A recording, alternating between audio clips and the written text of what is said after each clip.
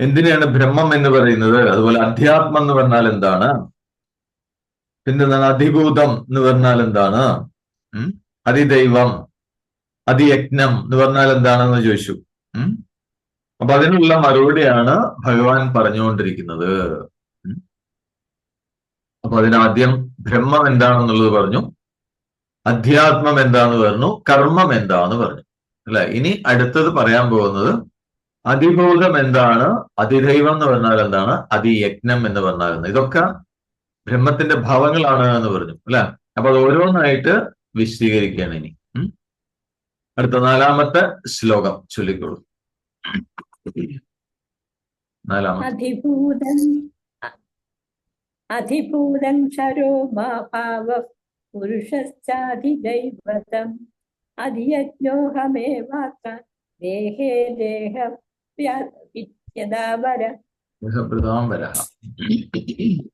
4-ാമത്തെ ശ്ലോകത്തിൽ പറയുന്നു, അതിഭൂതം ക്ഷരോഭാവ പുരുഷശ്ചാധിദൈവതം അതിയജ്ഞോഹമേവാത്ര ദേഹേ ദേഹപ്രതാംബര. അടുത്ത ശ്ലോകം കൂടി കുഴപ്പമില്ല, ഇത് കഴിഞ്ഞിട്ട് മതി. യെസ്. എന്താണ് ദേഹപ്രതാംബര? അർജുനെ വിളിക്കുകയാണ്, മനുഷ്യരിൽ ശ്രേഷ്ഠനായ അർജുന.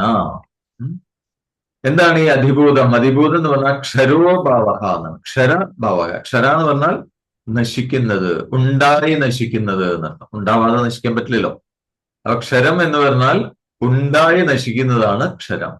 അപ്പൊ ഉണ്ടായി നശിക്കുന്ന ജഡങ്ങളൊക്കെ, ജഡഭാവത്തിനെയാണ് ക്ഷരം എന്ന് പറയും, അതിഭൂതം എന്ന് പറയും, ഉണ്ടായി നശിക്കുന്നത്.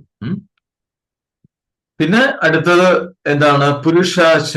അപ്പൊ ജഡത്തില് ഈ ശരീരം ജഡമാണെന്ന് പറഞ്ഞു അല്ലെ. ഭൗതികത്തിൽ എന്തൊക്കെ കാണുന്നുണ്ടോ അതെല്ലാം ജഡമാണെന്ന് പറഞ്ഞു. അപ്പൊ ആ ജഡത്തില് ജീവന്റെ പ്രതിബിംബം ഉണ്ടാക്കുന്ന, പ്രതിബിംബം തോന്നപ്പെടുന്ന ബ്രഹ്മത്തിന്റെ അംശം, അതാണ് അതിദൈവതം എന്ന് പറയുന്നത്. അപ്പൊ നമ്മുടെ ശരീരത്തിലേക്കുള്ള ആ ജീവൻ അല്ലെ, അതിനെ അതിദൈവതം എന്ന് പറയാം എന്നാണ് പറയുന്നത്. അതാണ് അതിദൈവ ഭാവം, ബ്രഹ്മത്തിന്റെ അതിദൈവ ഭാവമാണത്, ജീവഭാവം. അതേപോലെ അത്ര ദേഹി, ശരീരത്തില് അതിയജ്ഞൻ എന്ന് പറഞ്ഞത് ആരാണെന്ന് പറയാണ്, പരമാത്മാവായ ഞാൻ തന്നെയാണ് അതിയജ്ഞൻ. അതിയജ്ഞൻ എന്ന് പറഞ്ഞാൽ യജ്ഞരൂപമായി, യജ്ഞരൂപത്തില് കർമ്മം ചെയ്ത് കണ്ടെത്തേണ്ട ഭാവം, അതാണ് അതിയജ്ഞം എന്ന് പറയുന്നത്.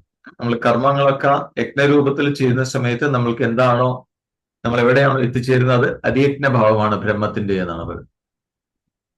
അപ്പൊ ഇതാണ് 3 പറയുന്നത്. അപ്പൊ ഉണ്ടായി നശിക്കുന്ന, അർജുനോട് പറയാ, ഉണ്ടായി നശിക്കുന്ന ബ്രഹ്മത്തിന്റെ ജഡഭാവമാണ് അതിഭൂതം എന്ന് പറഞ്ഞാൽ. ഇനി ആ ജഡത്തില് ജീവൻ അല്ലെ, ജീവനെ കാണിക്കുക, ജീവന്റെ പ്രതിബിംബത്തെ, ജീവപ്രതിബിംബത്തെ ഉണ്ടാക്കുന്ന ബ്രഹ്മത്തിന്റെ അംശം, ബ്രഹ്മത്തിന്റെ അംശം തന്നെയാണ് ജീവനായിട്ട് നിൽക്കുന്നത്. അതിനെയാണ് അതിദൈവം എന്ന്, അതിദൈവ ഭാവം. അതേപോലെ ആ അതിയജ്ഞം എന്ന് പറഞ്ഞു കഴിഞ്ഞാൽ, യജ്ഞം എന്ന് പറഞ്ഞു കഴിഞ്ഞാൽ ആ യജ്ഞരൂപമായിട്ട് കർമ്മം ചെയ്ത് നമ്മൾക്ക് എന്താണോ നേടാൻ സാധിക്കുക, അല്ലെങ്കിൽ എന്താണോ കണ്ടെത്താൻ സാധിക്കുന്നത്, അതാണ് യഥയജ്ഞം. അപ്പൊ അതിയജ്ഞം എന്ന് പറയുന്നത് പരമാത്മാവായി ഞാൻ തന്നെയാണ് എന്ന് പറയുന്നു ഭഗവാൻ. അതിഭൂതം ക്ഷരോഭാവ. അപ്പൊ ക്ഷരം എന്ന് പറഞ്ഞു കഴിഞ്ഞാൽ നാശമുള്ളത് എന്നാണ്. അതാണ് നേരത്തെ അദ്ദേഹത്തിന്റെ പേര് തന്നെ എന്താണ്, അക്ഷരം ബ്രഹ്മ എന്നാണ്. അക്ഷരം എന്ന് പറഞ്ഞാൽ നാശമില്ലാത്ത ബ്രഹ്മം എന്നാണ്. ഇവിടെ അതിഭൂതം എന്ന് പറയുന്നത് നാശമുള്ളതാണ്. അപ്പൊ ക്ഷരം എന്ന് പറഞ്ഞാൽ നാശം. അപ്പൊ നാശം എന്ന് പറഞ്ഞാൽ ഉണ്ടാവാതെ ഒന്നിനെ നശിക്കാൻ പറ്റില്ല. അപ്പൊ ഇവിടെ ക്ഷരം എന്ന് പറയുന്നത് ഉണ്ടായി നശിക്കുന്ന ഭാവം, അതാണ് അതിഭൂതം എന്ന് പറയുന്നത്. അതേപോലെ ആ നേരത്തെ പറഞ്ഞല്ലോ, ഈ എന്താണ് അഹംബോധം ജീവസ്വരൂപമാണ് അല്ലെ, ഞാൻ എന്നുള്ളിൽ സ്ഫുരിക്കുന്നില്ല. ആ അഹംബോധം ജഡവും ചൈതന്യവും ചേർന്നതാണ്, രണ്ടും കൂടി ചേർന്നതാണ്. അത് മുമ്പ് അതിനെക്കുറിച്ച് പറഞ്ഞു. അപ്പൊ അതില് ആ ജഡവും ചൈതന്യവും ചേർന്നതാണ് ഈ ശരീരം അല്ലെങ്കിൽ ജീവൻ എന്ന് പറയുന്നത്. അപ്പൊ അതിലെ ജഡാംശമാണ് അതിഭൂതം, ജഡത്തിനാണ് അതിഭൂതം എന്ന് പറയും, അതാണ് അതിഭൂതം. അപ്പോ ആ ജീവസ്വരൂപമായ അഹംബോധം അല്ലെ, അത് ജഡസങ്കല്പ ചൈതന്യമാണ്, അതിലെ ജഡാംശമാണ് അതിഭൂതം എന്ന് പറയുന്നത്. പിന്നെ അത് തന്നെയാണ് പിന്നെ മനസ്സും ശരീരവും ഒക്കെ ആയിട്ട് വളർന്നു വരുന്നത്, അത് തന്നെയാണ്.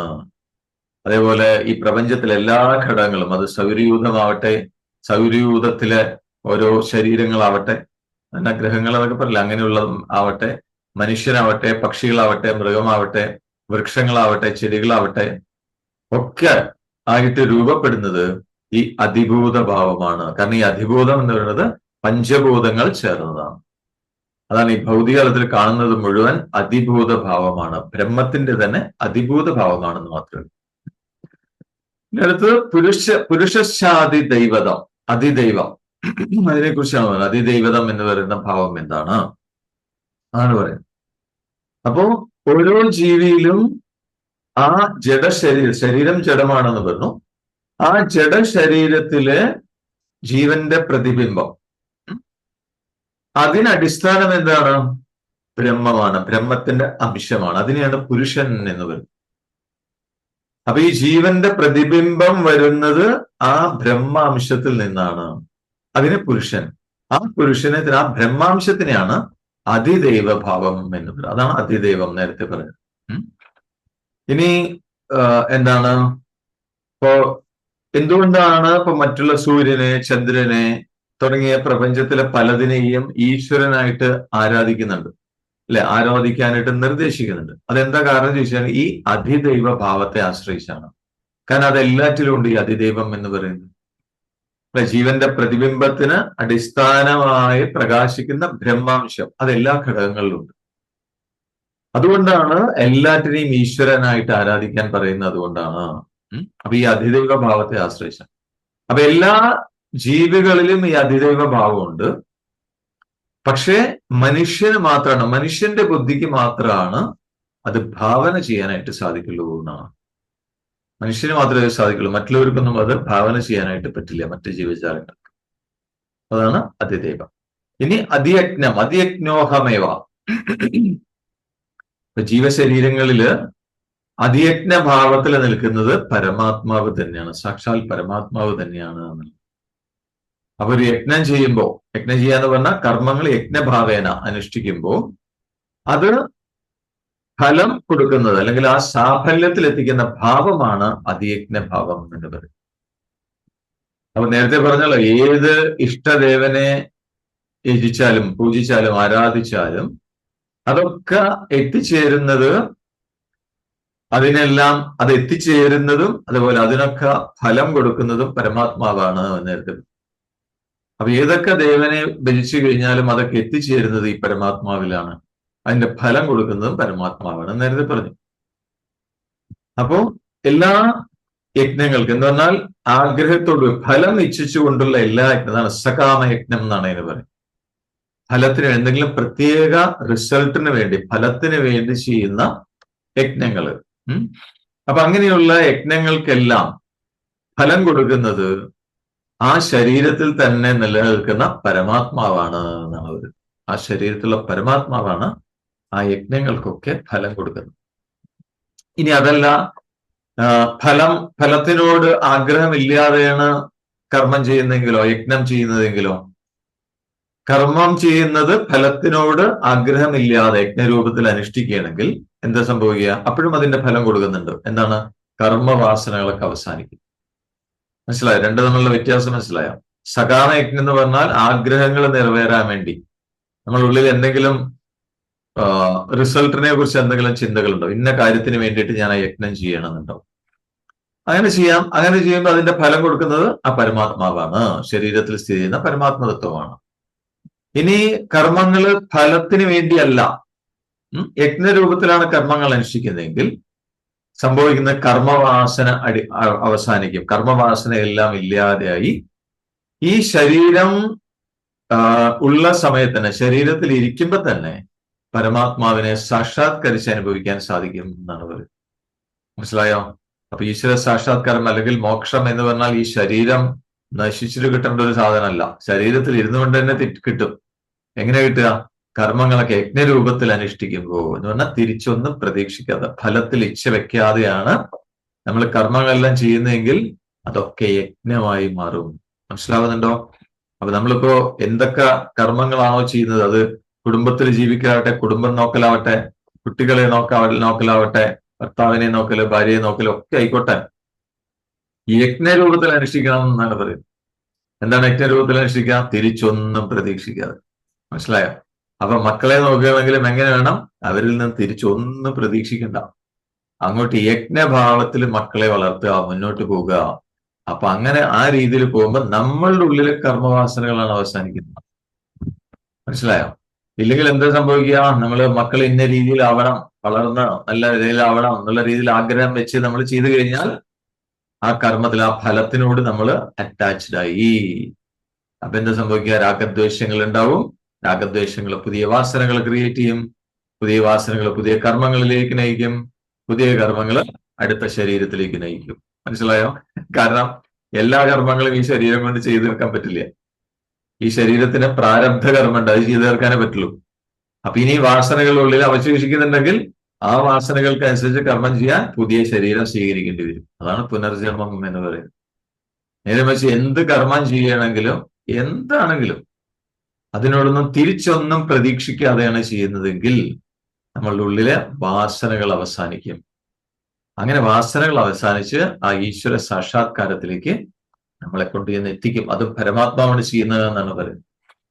അപ്പൊ ഇങ്ങനെ ഫലത്തിൽ ഇച്ഛ വെച്ചുകൊണ്ടുള്ള യജ്ഞമായാലും കർമ്മമായാലും നിഷ്കാമ യജ്ഞമായാലും, ഒന്നും ആഗ്രഹിക്കാതെ തിരിച്ചൊന്നും പ്രതീക്ഷിക്കാതെ ചെയ്യുന്ന കർമ്മമായാലും ഇതൊക്കെ യജ്ഞമാണ്. അതിന്റെ യജ്ഞത്തിന്റെ ഫലമായി അനുഭവപ്പെടുന്നത് പരമാത്മാവ് തന്നെയാണ് നമ്മൾ. അപ്പൊ അങ്ങനെ യജ്ഞത്തിന്റെ ഫലമായിട്ട് അനുഭവപ്പെടുന്ന പരമാത്മാവാണ് അധിയജ്ഞഭാവം എന്നാണ് അതിന് പറയുന്നത്. അധിയജ്ഞഭാവം. അപ്പൊ ഇതുവരെ പറഞ്ഞ ഈ 5 കാര്യങ്ങൾ അല്ലെ, അതിനെ നമ്മൾക്കൊന്ന് വേണമെങ്കിൽ ഒന്ന് ചുരുക്കി പറയാം. എങ്ങനെയാണെന്ന് ചോദിച്ചു കഴിഞ്ഞാൽ, ഒന്ന്, ബ്രഹ്മം എന്താണെന്നാണ് ചോദ്യം. അക്ഷരബ്രഹ്മം എന്താണ് ചോദ്യം. ഇപ്പൊ പ്രപഞ്ചത്തിന്റെ മൊത്തത്തില് പരമമായ കാരണമാണ് അക്ഷരബ്രഹ്മം, നാശമില്ലാത്ത ബ്രഹ്മം. അതിൽ നിന്നാണ് ഇതൊക്കെ ഉണ്ടായിരിക്കണം. ഈ പറഞ്ഞ ഈ കാര്യങ്ങൾക്കൊക്കെ, പ്രപഞ്ച കാര്യങ്ങൾക്കൊക്കെ പരമകാരണം ബ്രഹ്മമാണ്.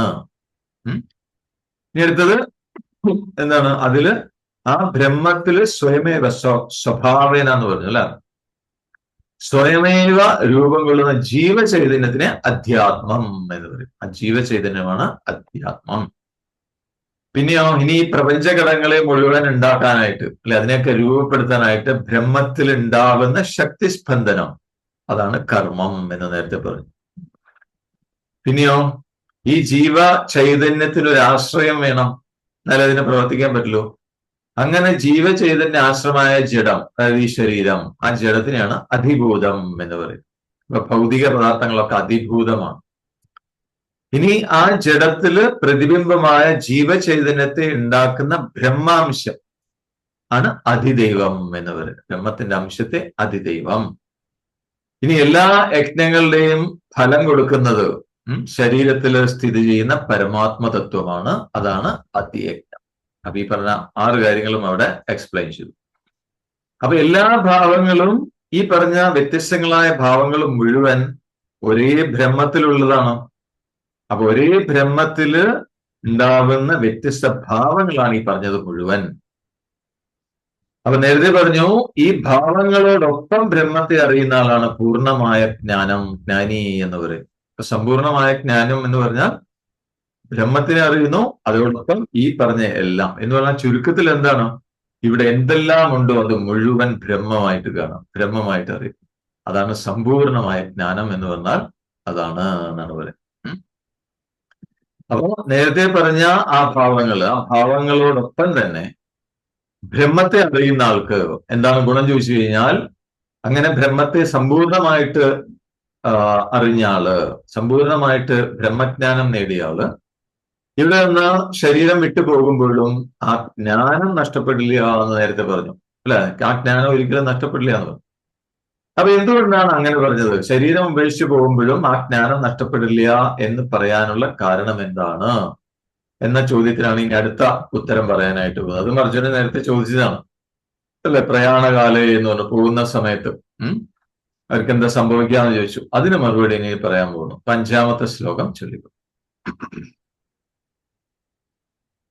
അന്ധകാലേ ച മാമേവ സുരന്മുക്താ കലേവരം യപ്രയാതി സമദ്ഭാവൈ യാതി നാസ്തി സംശയഃ. അതാണ് അർജുനന്റെ സംശയം തീർത്തു കൊടുക്കണം. അന്തകാലേച്ച മാമേവ സ്മരൻ മുക്ത്വാ കളേബരം യഹ പ്രയാതി സമദ്ഭാവം യാതി നാസ്ത്യത്ര സംശയം.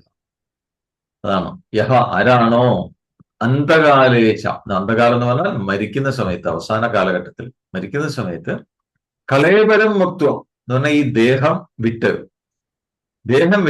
മാമേവ പരമാത്മാവ് എന്നെ തന്നെ ഭാവന ചെയ്തുകൊണ്ട് സ്മരൻ മാമേവ സ്മരൻ മുക്ത്വാ കളേബരം, എന്നെ തന്നെ സ്മരിച്ചുകൊണ്ട് ശരീരം ഉപേക്ഷിക്കുന്നവര്, അവര് ആരാണോ അങ്ങനെ യാത്രയാവുന്നത്, അവൻ മദ്ഭാവം യാതി,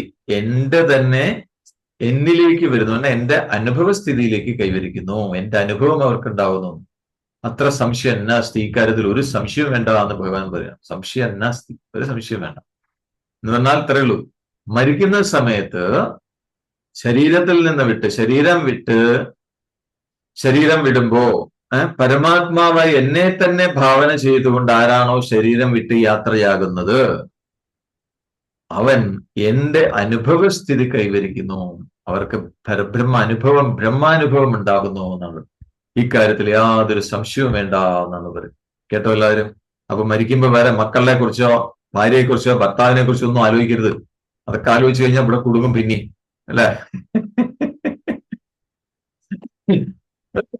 എന്നോട് ദേഷ്യം തോന്നുന്നത് എനിക്കറിയാം, പക്ഷെ കാര്യമില്ല, ഭഗവാൻ പറഞ്ഞതാണ്. ഭഗവാൻ പറഞ്ഞ് ഞാൻ പറഞ്ഞുകൊണ്ടിരിക്കണമെന്ന് മാത്രമേ ഉള്ളൂ. ഇത് മാത്രമല്ല, പിന്നെ നമ്മൾ ഉണ്ടാക്കി വെച്ച സമ്പത്ത്, അല്ലെ, അതിനെക്കുറിച്ചൊക്കെ ആലോചിച്ച് കഴിഞ്ഞാൽ വലിയ ബുദ്ധിമുട്ടാണ്. ഗുരുജി പറയാറില്ലേ ഒരു കഥ. ഒരു ബിസിനസ്സുകാരൻ, അദ്ദേഹത്തിന് അസുഖം വന്നു, മരണശയ്യയിൽ കിടക്കുകയാണ്. ഡോക്ടർ വിധി എഴുതി, ഇനി എന്ത് വേണമെങ്കിൽ കൊടുത്തോളാൻ പറഞ്ഞു. അല്ലെ, അങ്ങനെയാണല്ലോ. കാരണം ഇനി ഇങ്ങോട്ട് കിട്ടില്ല എന്നുണ്ടെങ്കിൽ പിന്നെ അവർക്ക് എന്തും കൊടുത്തോളാൻ പറയും. ഒരു കുഴപ്പമില്ല, എന്തും കൊടുക്കും, കാരണം എന്തായാലും ആള് തട്ടിപ്പോകുന്ന ഉറപ്പായി. അപ്പൊ ഇനി എന്തും കൊടുത്തോളാൻ പറയും. അപ്പൊ അങ്ങനെ ഒരു അവസ്ഥ എത്തിയത്ര ഒരാൾക്ക് ഡോക്ടർ പറഞ്ഞു എന്തും കൊടുത്തോളൂ, ഒരു കുഴപ്പമില്ല, കാരണം ഇനി കിട്ടില്ല. അപ്പൊ അങ്ങനെ മരിക്കാറായിരിക്കുകയാണ്. അപ്പൊ ഇദ്ദേഹത്തിന്റെ ഒരു സുഹൃത്ത് വന്നു, സുഹൃത്ത് വന്നു, കാണാനായിട്ട് വന്നു. അപ്പൊ ഇദ്ദേഹം അങ്ങനെ വിഷമിച്ചുകൊണ്ട് അങ്ങനെ കിടക്കുകയാണ്. അപ്പൊ ഈ സുഹൃത്ത് ചോദിച്ചു അല്ല, എന്തിനാ ഇങ്ങനെ വിഷമിക്കുന്ന, ജനിച്ചാൽ എന്തായാലും മരിക്കില്ലേ, പിന്നെ വിഷമിച്ചിട്ട് എന്താ കാര്യം എന്നങ്ങനെ ചോദിച്ചു. അപ്പൊ അദ്ദേഹം പറഞ്ഞു മരിക്കുന്നൊന്നുമല്ല എന്റെ പ്രശ്നം, മരണമെന്ന് എനിക്ക് പേടിയില്ല, അതൊക്കെ ഞാൻ സ്വീകരിക്കാൻ തയ്യാറാണ്. അപ്പൊ പിന്നെന്താണ് ഇത്ര വിഷമം ചോദിച്ചു. അപ്പൊ പറഞ്ഞു, എന്റെ വിഷമം എന്ന് പറയുന്നത്, ഞാൻ ഇത്രയും കാലം ബിസിനസ് ഒക്കെ ചെയ്ത് സമ്പാദിച്ച് ഈ പണം ഉണ്ടല്ലോ, ഞാൻ മരിച്ചു പോയി കഴിഞ്ഞാൽ അതെന്റെ ഒന്നിനും കൊള്ളാത്ത എന്റെ മകൻ കൈക്കലാക്കും, പിന്നെ അതെന്റെ ഭാര്യ അവര് കൈക്കലാക്കും, അതിന്റെ ഒരു വിഷമാണ് എനിക്ക് എന്ന് പറയാണ് ബിസിനസ്സുകാരൻ. അപ്പോ ഇദ്ദേഹം ഒരു സൂത്രം ഉപദേശിച്ചു, ഒരു കാര്യം ചെയ്യൂ, അതിനൊരു പരിഹാരമുണ്ട്. നമ്മൾക്കൊരു ഇവിടെ അടുത്തൊരു ഭാവി പറയുന്ന ഒരാളുണ്ട്. അദ്ദേഹത്തിന് താങ്കൾ ഇനി ഈ മരിച്ചു പോയി കഴിഞ്ഞാൽ അടുത്ത ജന്മത്തിൽ എവിടെ ജനിക്കുക എന്നൊക്കെ പറയാൻ പറ്റും. അപ്പൊ ഇദ്ദേഹത്തിന് സന്തോഷമായി. ഉടനെ അദ്ദേഹത്തിനെ വിളിച്ചു വരുത്തി സംസാരിച്ചപ്പോ അദ്ദേഹം പറഞ്ഞു, താങ്കൾ അടുത്ത ജന്മത്തില് ഇന്ന സ്ഥലത്ത് ഇന്ന പേരിലാണ് ജനിക്കാൻ പോണതെന്ന് പറഞ്ഞു. അപ്പൊ അദ്ദേഹത്തിന് സമാധാനമായി. ഉടനെ തന്നെ ആ ഒരു പേരിൽ, ആ സ്ഥലത്ത് പോയിട്ട് ആ പേരിൽ ബാങ്ക് അക്കൗണ്ട് തുടങ്ങി പൈസ മുഴുവൻ അങ്ങോട്ട് ട്രാൻസ്ഫർ ചെയ്തു പോകുന്നതാണ് കഥ. മനസ്സിലായോ? അപ്പൊ മരിക്കുന്ന സമയത്ത് അതിനെക്കുറിച്ചൊക്കെ ആലോചിച്ചുകൊണ്ടിരുന്നാൽ വലിയ ബുദ്ധിമുട്ടാണ്, പിന്നെയും വരേണ്ടി വരും. അപ്പൊ ഇതാണ്. അപ്പൊ മരിക്കുന്ന സമയത്ത് എന്തിനെക്കുറിച്ച് ചിന്തിക്കണം? മരിക്കുന്ന സമയത്ത് പരമാത്മാവായ എന്നെ തന്നെ ഭാവന ചെയ്തുകൊണ്ട് ആരാണോ യാത്രയാവുന്നത്, അവര് എന്റെ അനുഭവത്തിലേക്ക്, എന്റെ അനുഭവസ്ഥിതി കൈവരിക്കുന്നു. ഇതിൽ യാതൊരു സംശയം, അതാണ് നാസ്ത്യത്ര സംശയം എന്നാണ്. അപ്പൊ അന്ധകാരം എന്ന് പറഞ്ഞാൽ ഇവിടെ എന്താണ്? ചിലര് പറയുന്നത് സമാധി അവസ്ഥ പറയുന്നുണ്ട്. എന്ന് പറഞ്ഞാൽ ഈ പ്രപഞ്ചത്തെ കുറിച്ചുള്ള ബോധം, ദേഹബോധം എല്ലാം വിട്ട് സമാധിയിൽ മുഴുകുന്ന ഒരവസ്ഥ എന്നും പറയുന്നുണ്ട് ചിലര്. അപ്പോ ഭഗവത് പ്രാപ്തി എന്ന് പറഞ്ഞാൽ, അല്ലെങ്കിൽ ബ്രഹ്മപ്രാപ്തി എന്നൊക്കെ പറഞ്ഞാൽ എന്താണ് അതിന്റെ അർത്ഥം? നമ്മളുടെ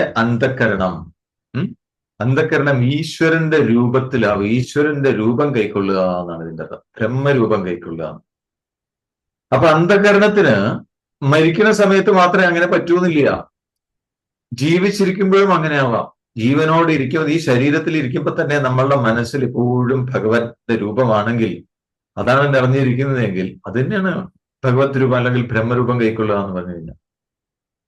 അപ്പൊ ജീവിച്ചിരിക്കുമ്പോഴായാലും ശരി, മരിക്കുന്ന സമയത്തായാലും മനസ്സില്, ഉള്ളില് ഈ ഭഗവാന്റെ രൂപം ഉറപ്പിക്കാൻ സാധിച്ചു കഴിഞ്ഞാൽ അതിന്റെ ഫലം കിട്ടും എന്നാണ് പറയുന്നത്. അതിന് ഒരു സംശയവും ഇല്ല എന്നാണ് പറയുന്നത്.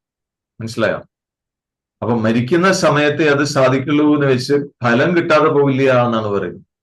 മരിക്കുന്ന സമയത്ത് എങ്കിലും ആലോചിച്ചാൽ മതി എന്നാണ്. മനസ്സിലായോ? വല്ലാതെ ജീവിതത്തിൽ ഇപ്പൊ ആലോചിക്കണേ ഇല്ല എന്ന് വിചാരിക്കുക. പക്ഷേ മരിക്കുന്ന സമയത്തെങ്കിലും എന്നെ സ്മരിച്ചു കഴിഞ്ഞാൽ അവർക്ക് എന്റെ അനുഭവസ്ഥിതി സാധിക്കും, ഫലം കിട്ടും എന്നാണ് പറയുന്നത്. അപ്പൊ അർജുനന്റെ ചോദ്യം ഇതാണ്, മരണസമയത്ത് ഭഗവാനെ എന്ത് രൂപത്തിലാണ് അറിയുക എന്നാണ് ചോദ്യം. അപ്പൊ അതിനാണ് മദ്ഭാവം വ്യാധി എന്ന് പറയാനുള്ള കാരണം.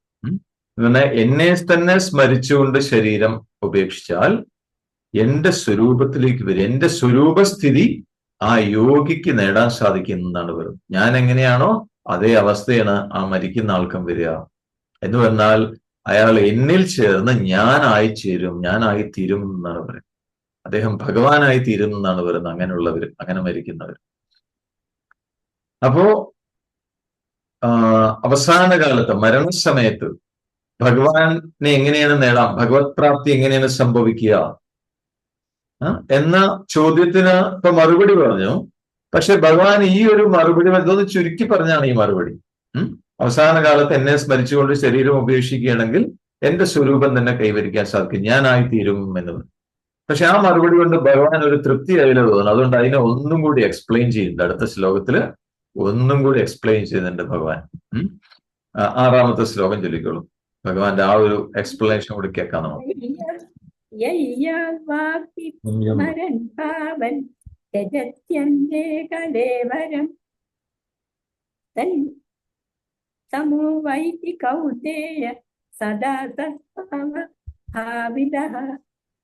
അടുത്ത ശ്ലോകത്തില് ഭഗവാൻ അതിനെ ഒന്നും കൂടി എക്സ്പ്ലെയിൻ ചെയ്യണം. എന്താണ്?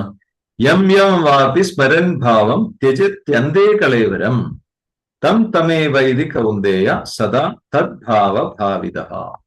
കൗന്ദേയ, അല്ലയോ കുന്തിപുത്ര, അർജുനോട് പറയാണ്, അർജുന, അന്തേ എന്ന് പറഞ്ഞാൽ അവസാന കാലത്ത്, മരണവേളയിൽ, മരണസമയത്ത്, യം യം വാ അഭിഭാവം എന്ന് പറഞ്ഞാൽ ഏതേതു ഭാവമാണോ സ്മരൻ, ഭാവന ചെയ്തുകൊണ്ട്, കളയവരം ത്യജതി, കളയവരം എന്ന് പറഞ്ഞാൽ ശരീരം വിട്ടുപോകുന്നത്, സദാ തദ്ഭാവ ഭാവിത.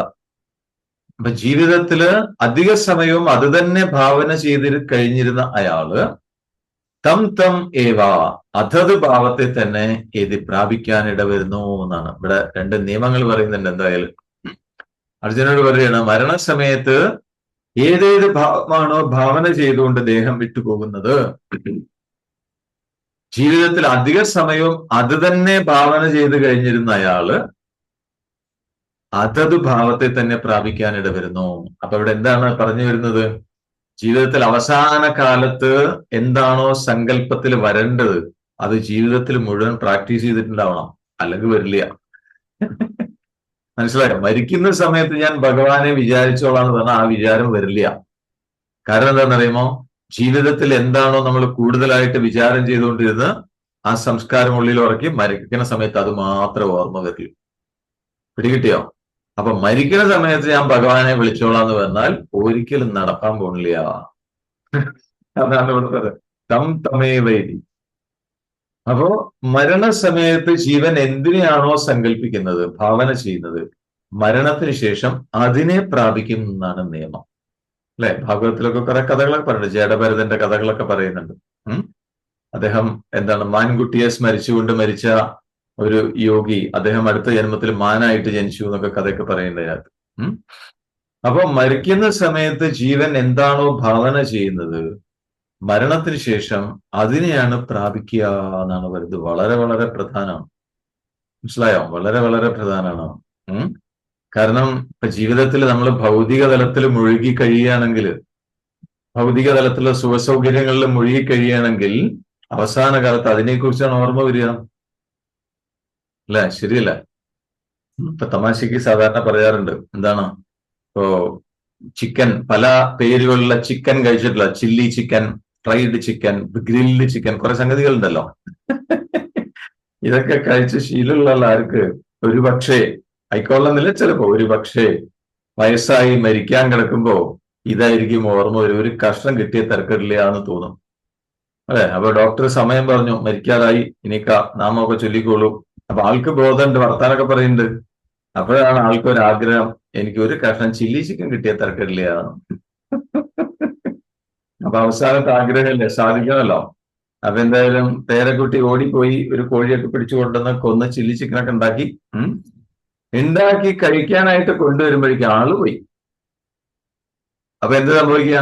എന്തിനെ കുറിച്ച് ആലോചിച്ച ആള് പോയത്? ചില്ലി ചിക്കൻ അടുക്കളയിൽ ഉണ്ടാകുന്നതിന്റെ മണമൊക്കെ വരുന്നുണ്ടായിരുന്നു. ആ മണമൊക്കെ ആസ്വദിച്ച് ചില്ലി ചിക്കനെ സങ്കല്പിച്ചിട്ടാണ് ആള് പോയത്. എന്താ ഉണ്ടാവുക? അടുത്ത ഏതെങ്കിലും ഒരു പോൾട്രി ഫാമില് കൊക്കോ എന്ന് പറഞ്ഞ് നടക്കും. മനസ്സിലായോ? അപ്പൊ അത് ഒഴിവാക്കണമെങ്കിൽ എന്ത് വേണം? ഭഗവാനെ സ്മരിക്കൂ എന്നാണ് പറയുന്നത്. അപ്പൊ ഇവിടെ ഭഗവാൻ രണ്ട് നിയമങ്ങളാണ് പറയുന്നത്. ഒന്ന്, ജീവിതം അടുത്ത ജന്മം ഉണ്ടാവുന്നതിന്റെ ഒരു നിയമമാണ് പറയുന്നത്, അല്ലെ? അപ്പൊ ഒരാളുടെ ജീവിതത്തില് അധിക സമയവും എന്തിനെയാണോ സ്മരിച്ചുകൊണ്ടിരിക്കുന്നത്, എന്തിനെയാണോ ഭാവന ചെയ്ത് കഴിഞ്ഞുകൂടുന്നത്, അത് തന്നെ ആയിരിക്കും മരണസമയത്ത് അദ്ദേഹത്തിന് ഓർമ്മ വരിക. മനസ്സിലായത്? വളരെ ഇമ്പോർട്ടന്റ് ആണ്. അപ്പൊ മരണസമയത്ത് എന്തിനെയാണോ സ്മരിക്കുന്നത്, അതാണ് അയാളുടെ അടുത്ത ജീവിതം, അടുത്ത ജന്മം അതായിരിക്കും എന്നാണ് പറയുന്നത്. അടുത്ത ജന്മം എന്താണെന്ന് നിശ്ചയിക്കുന്നത് മരണസമയത്തുള്ള ഭാവനയാണ്, സങ്കല്പം. അപ്പൊ നേരത്തെ പറഞ്ഞല്ലോ, ഒരാളുടെ സങ്കല്പം എങ്ങനെയാണോ ആ രീതിയിലാണ് ആ വ്യക്തി ആയിത്തീരുക, അല്ലെ? അത് മുമ്പുള്ള അധ്യായങ്ങളിൽ അത് പറഞ്ഞു. അപ്പോ അത് തന്നെയാണ് ഈ നിയമങ്ങൾ എന്ന് പറയുന്നത്. അപ്പൊ ഒരാള് ഈ തൽക്കാലം ഈ ജീവിതത്തിൽ അധിക സമയവും സമ്പത്തിനെ കുറിച്ചാണ് ഭാവന ചെയ്യുന്നതെങ്കിൽ, പണം പണം പണം ഇത് തന്നെയാണ് സങ്കല്പിക്കുന്നെങ്കിൽ, മരണസമയത്ത് അതിന്റെ ഓർമ്മയാണ് കൂടുതലായിട്ട് വരിക. അതിന്റെ ഓർമ്മ ശക്തി പ്രാപിക്കുന്നതാണ് പറയുന്നത്. അപ്പൊ എന്താ സംഭവിക്കുക? അടുത്ത ജന്മത്തില് ആ പണം സമ്പാദിക്കാനുള്ള അതിനനുകൂലമായ ചുറ്റുപാടുകളോട്ട് അടുത്ത ജന്മം ജനിക്കും എന്നാണ് പറയുന്നത്. അത് വേണമെന്നുള്ളവർക്ക് അങ്ങനെ ചെയ്യാം. എപ്പോഴും പണം പണം പണം എന്നിങ്ങനെ ആലോചിക്കുക, എന്നിട്ട് മരിക്കുന്ന സമയത്തും പണത്തിനെ കുറിച്ച് ആലോചിക്കുക. അപ്പൊ അടുത്ത ജന്മത്തിൽ ഒരു സമ്പന്നനായിട്ട് ജനിക്കും. പേടിക്കൊന്നും വേണ്ട, അത് സംഭവിക്കാം. അപ്പോ ഭൗതികമായിട്ടുള്ള ഏത് കാര്യത്തിലും ഇതാണ് നിയമം എന്നാണ് പറയുന്നത്. ഈശ്വര ഭജനത്തിലും ഇത് തന്നെയാണ് നിയമം.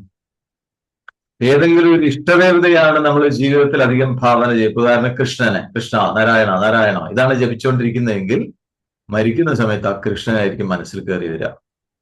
മനസ്സിലായോ? ആ ഇഷ്ടദേവന്റെ ഓർമ്മ മനസ്സിൽ വരും. അപ്പൊ എന്താ സംഭവിക്കുക? ആ ഇഷ്ടദേവന്റെ അനുഗ്രഹത്തോടുകൂടി അടുത്ത ജന്മം തുടങ്ങാമെന്നാണ് പറയുന്നത്. നല്ല ജന്മത്തിലായിരിക്കും വരിക. ഇനി അതല്ല, ഭൗതികമായിട്ടുള്ള ആഗ്രഹങ്ങളൊന്നുമില്ല, ആത്മഭാവനയാണ് ശീലിക്കുന്നതെങ്കിൽ, അല്ലെ, തന്നെ ആത്മഭാവന അതാണ് ശീലിക്കുന്നതെങ്കിൽ മരണസമയത്ത് ആത്മഭാവന ഉണ്ടാവും.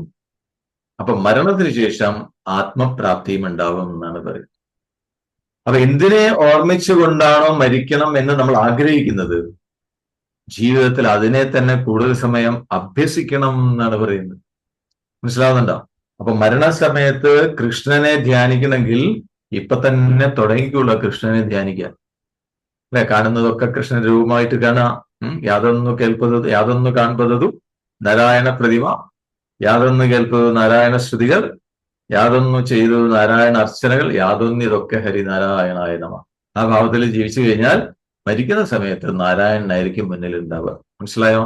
അപ്പൊ അടുത്തത് വരാൻ പോകുന്നത് നാരായണനിലേക്ക് നമ്മൾ ലയിക്കുകയും ചെയ്യും. അപ്പൊ ഇവിടെ അർജുനന് എന്തുകൊണ്ടാണത് പറയാൻ കാരണം ചോദിച്ചു കഴിഞ്ഞാൽ, അർജുനന് വേണ്ടത് ആത്മപ്രാപ്തിയാണ്. അതാണ് അർജുനൻ ആഗ്രഹിക്കുന്നത്. അപ്പൊ അതുകൊണ്ട് ഈ കർമ്മം ചെയ്തുകൊണ്ടിരിക്കുമ്പോഴും ജീവിതത്തിൽ തന്റെ സ്വധർമ്മം അനുഷ്ഠിക്കുമ്പോഴും പരമാത്മാവായ ഭഗവാനെ ഭാവന ചെയ്തുകൊണ്ട് സ്വധർമ്മമായ യുദ്ധം അനുഷ്ഠിക്കുമ്പോൾ അങ്ങനെ അനുഷ്ഠിക്കാനാണ് അർജുനോട് ഭഗവാൻ പറയുന്നത്. എങ്ങനെയെങ്കിലും അർജുനെ കൊണ്ട് യുദ്ധം ജയിച്ച് അടങ്ങും. അതാണ് അല്ലേ? എന്നാലും അർജുന്റെ ഉള്ളിൽ ആ വാസന ക്ലീൻ ചെയ്തെടുക്കാനായിട്ട് പറ്റുള്ളൂ.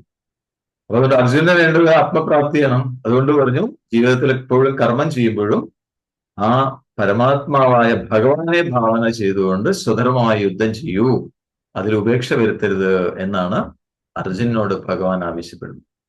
അടുത്ത ശ്ലോകത്തിൽ അതിനെക്കുറിച്ചാണ് പറയാനുള്ളത്. അത് നമ്മൾക്ക് നാളെ നോക്കാം. ഓക്കെ, കണ്ണുകൾ അടച്ചു വെക്കൂ. Close your eyes. കണ്ണുകൾ അടഞ്ഞിരിക്കുന്നു, നട്ടെല്ല് നിവർന്നിരിക്കട്ടെ. കൈകൾ മടിമേൽ മലർത്തിരിക്കണം. ദീർഘമായ ശ്വാസം എടുക്കാം. സാവകാശം പുറത്തേക്ക് വിടാം. കൈകൾ അയഞ്ഞിരിക്കുന്നു, തോളുകൾ അയഞ്ഞിരിക്കട്ടെ.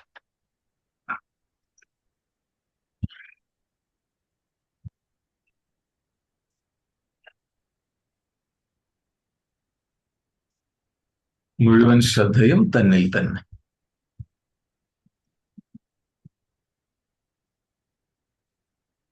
ഉള്ളിൽ അനുഭവപ്പെടുന്ന ശാന്തത, നിശ്ചലത, അതിൽ വിശ്രമിക്കൂ.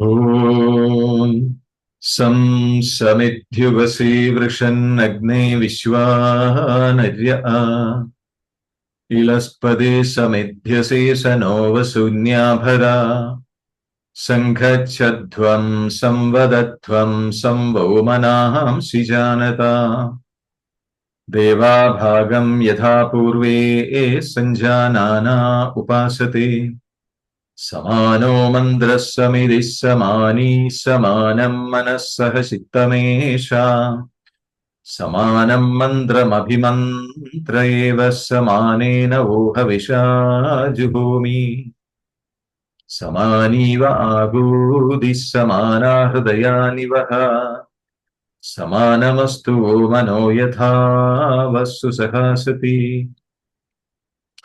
നമോ ബ്രഹ്മണേ നമോ വസ്ത്വഗ്നയേ നമഃ പൃഥവ്യേ നമഃ ഓഷധീഭ്യഃ നമോ വാചേ നമോ വാചസ്പതയേ നമോ വിഷ്ണവേ ബൃഹദേ കരോമി. ഓം ശാന്തി ശാന്തി ശാന്തി.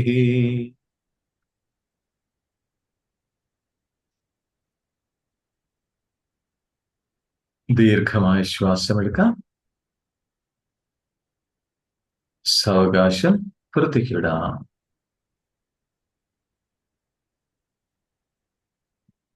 സ്വന്തം ശരീരത്തിലേക്കും ചുറ്റുപാടുകളിലേക്കും ശ്രദ്ധ കൊണ്ടുവന്നുകൊണ്ട് പൂർണ്ണ തൃപ്തിയോടുകൂടി വളരെ സന്തോഷപൂർവ്വം സാവകാശം കണ്ണുകൾ തുറക്കാം.